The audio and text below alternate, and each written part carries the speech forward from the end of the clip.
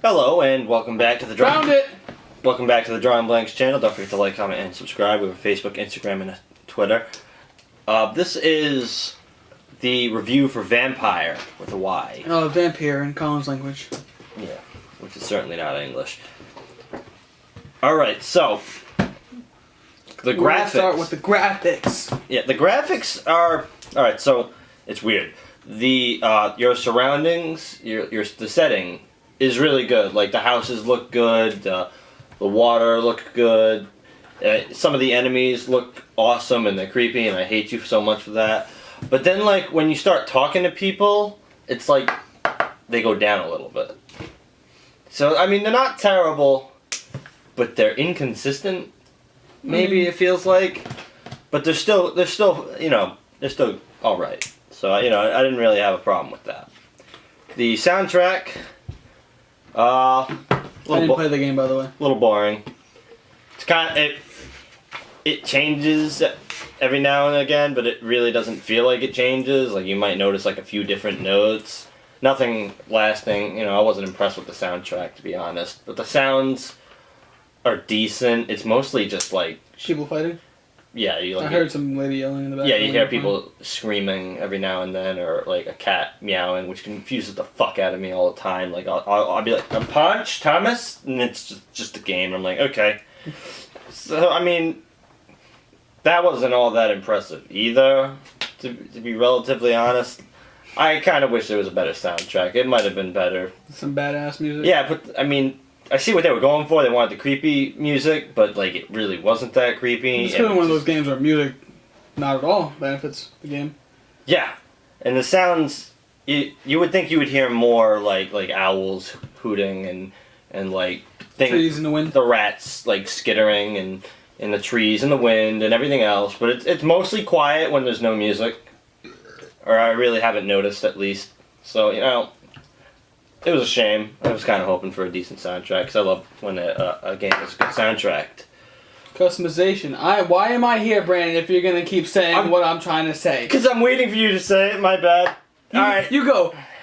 I like the sounds, blah, blah, blah. Okay, yeah, customization. And I'm like, damn, dog, give me some time. My bad. Alright. Damn, we have to sign up.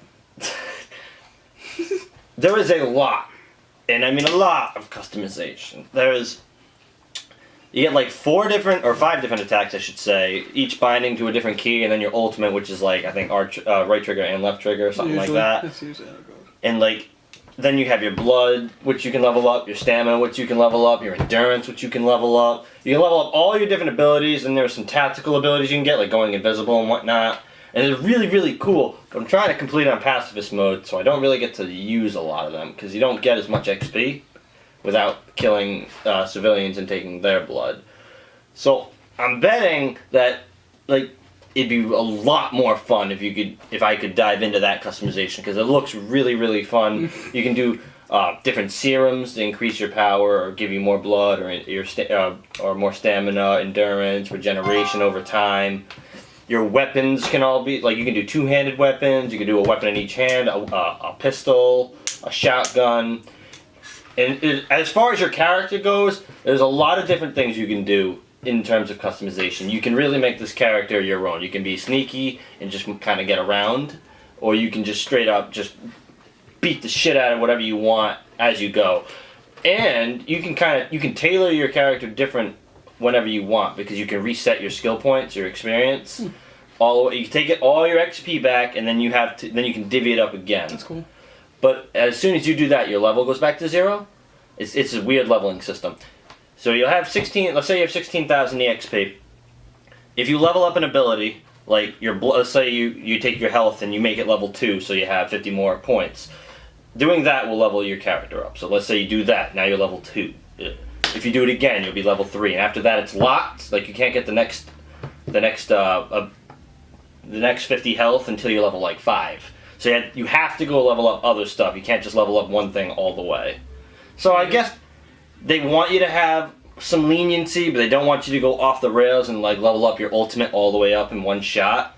But they do want you to be able to kind of build your own character. So this level capping on each skill trait is their way of doing that. And I think that was a really smart idea on their end. So it also opens up a lot of possibilities if you want. controls. I'm gonna be honest, they're not Ass easy. cheeks, They're not easy. No. They're not ass cheeks. They make sense, but they're not easy to get used to. Because you need to keep in mind like a lot of different things. You need Like to keep. it's not Overwatch. It's not Overwatch. No. Because like your dodge is circle, which is easy because you use it to travel everywhere. You can bind your different attacks and healing to different keys, so you can kind of customize that as much as you want. So that takes a load off your mind. It's the fact that you have to do all these things and keep an eye on your blood and your stamina and your health all at the same time so that you don't die too quickly in a fight.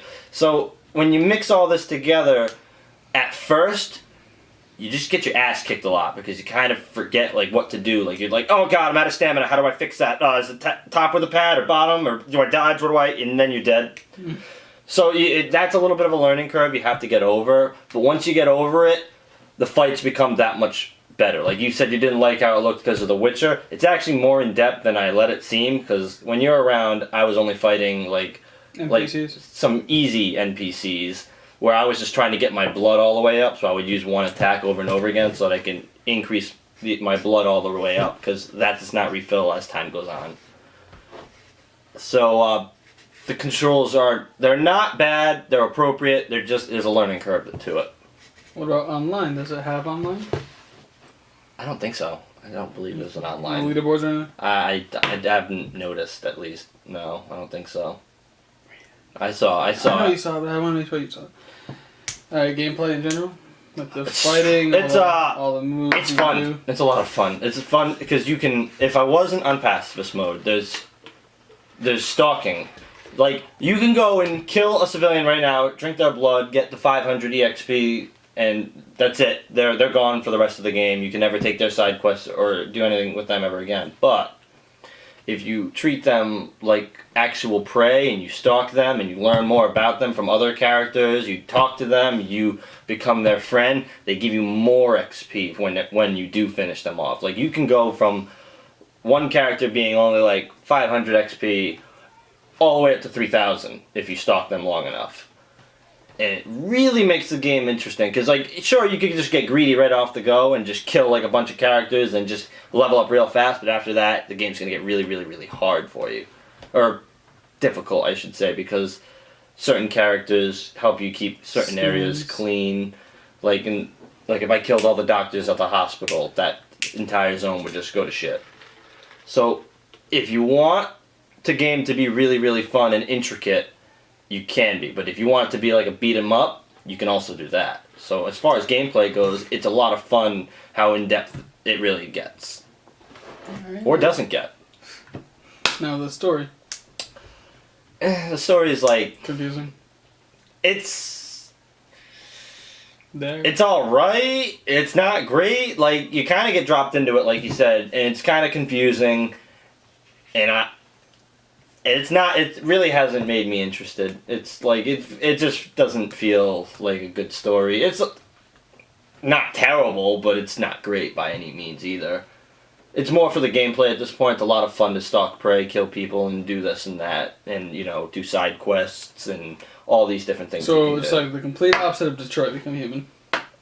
Actually, it's really similar, because your actions have a huge impact on what goes on. Gameplay for this one...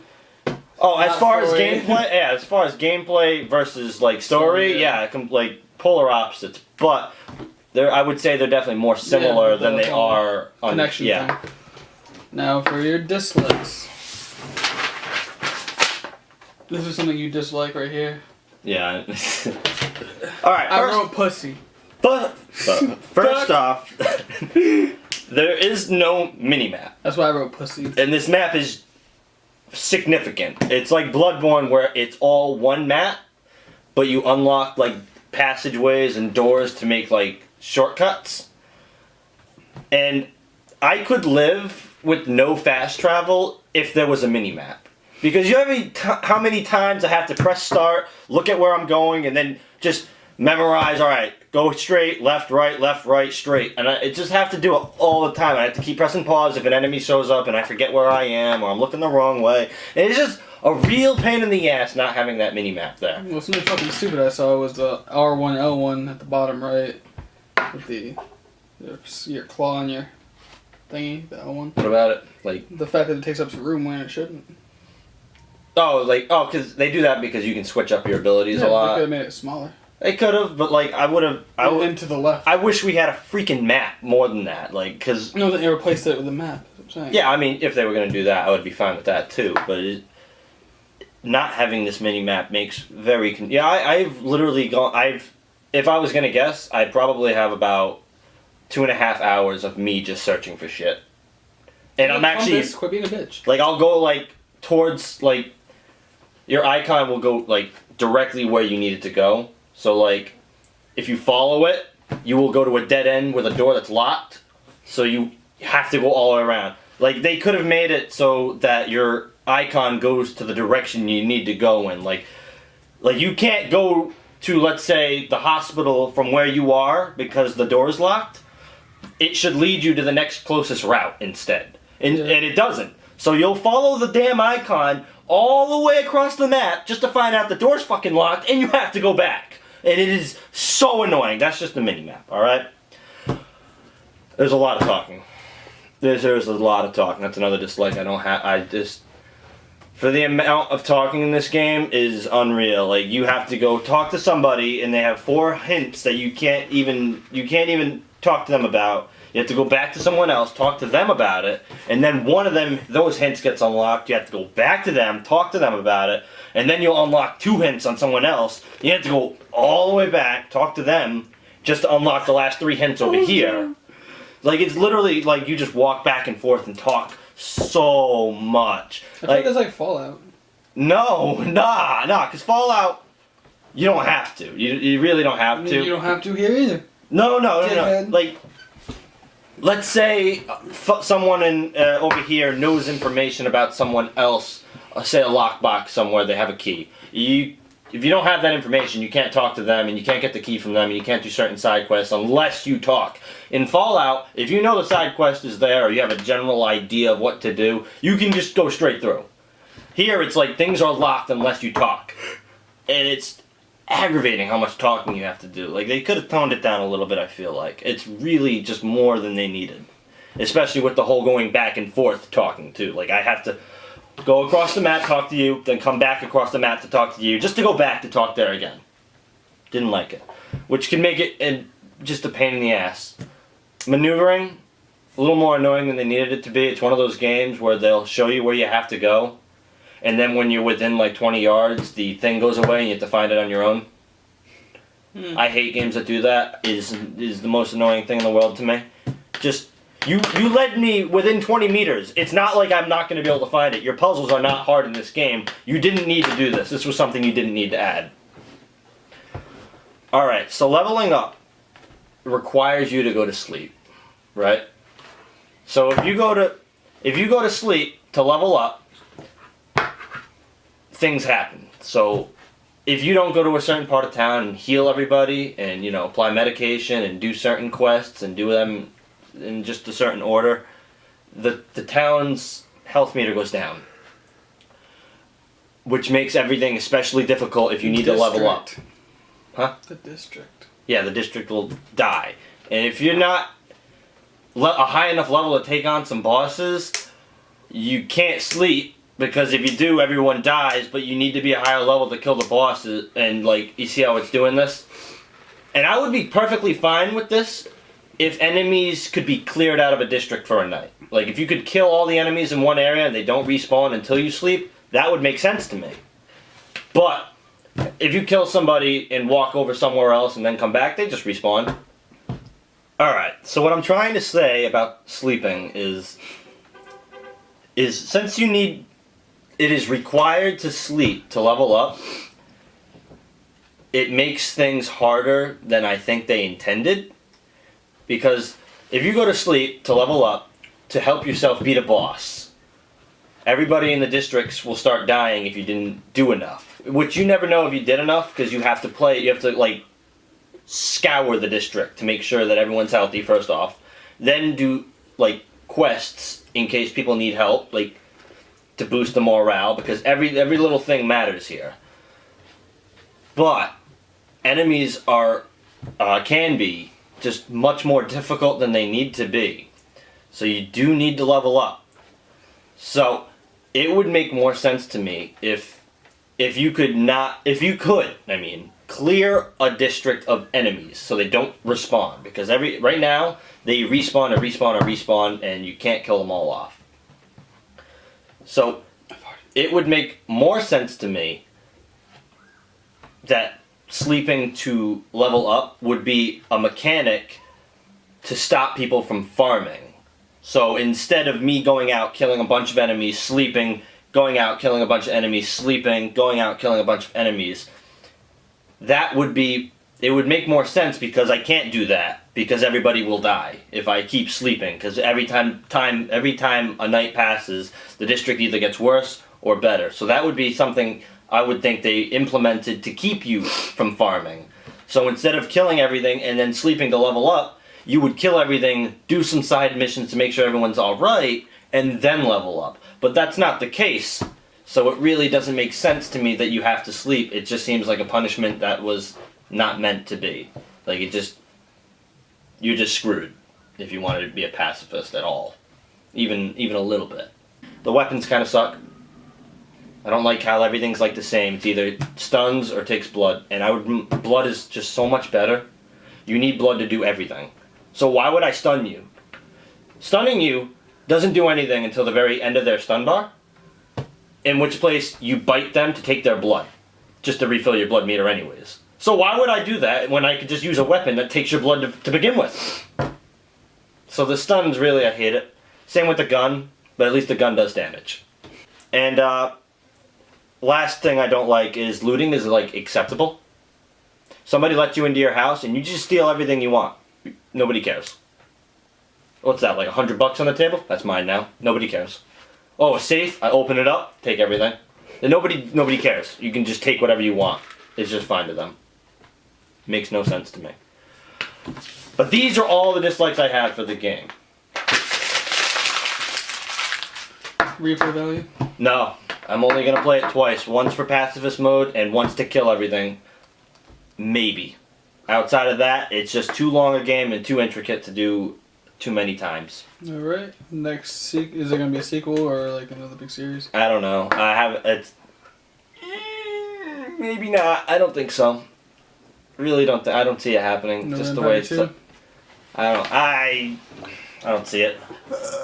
Overall, I'd give this game a 7.5 out of 10. Just little things, just make things, just details, just keep piling up and make the game just less great. If even half of those, if we had a mini map, I would give it an 8 if we had a mini map. But we don't even have that, so that just straight up half a point off already for the amount of traveling that you have to do with no fast travel is unacceptable to me. Let's play Bloodborne. It's like Bloodborne. I can't lie. Let's play Bloodborne. No. Why? 7.5 out of 10, guys. Let us know what you guys think in the comments. Don't forget to like, comment, and subscribe. This has been Vampyr.